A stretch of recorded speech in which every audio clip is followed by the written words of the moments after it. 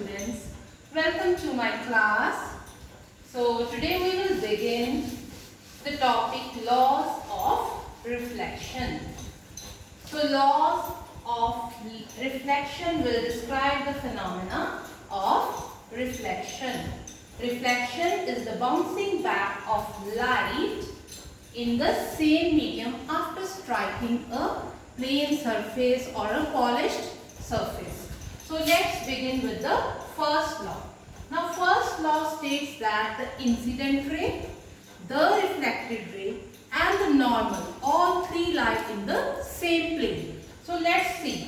Suppose this is a reflecting surface, a reflecting mirror. Now when a ray of light strikes this mirror, so this is a ray of light which is striking the mirror. This ray is known as incident ray. It is reflected back in the same medium. Here medium is air. Light is coming from the air and it is moving back, bouncing back in the same medium, that is air. Now if I draw a normal here, normal means a ray which is making 90 degrees, which is perpendicular to the surface of plane mirror.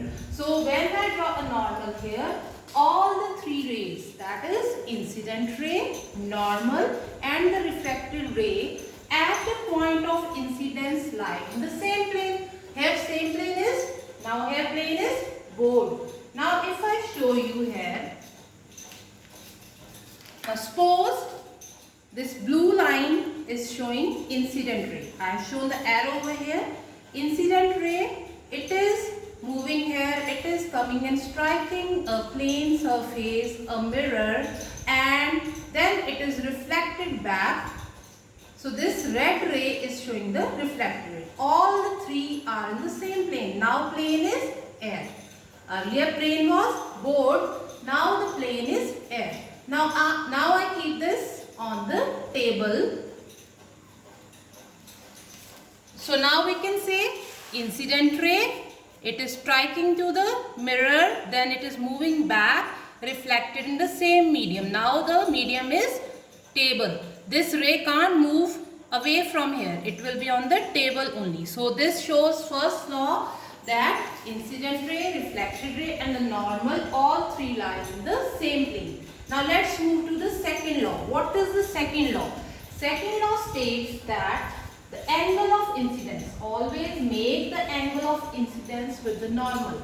Angle of incidence should never go with the mirror. So angle of incidence is always equal to angle of reflection. That means both the angles will be same. This is the second law.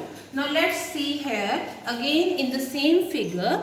So here if I assume that angle is 15 degrees, which angle? This one. This angle is angle of incidence.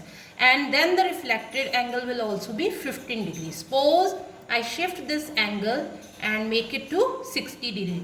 If this becomes 60 degrees, again the reflected angle will also be 60 degrees.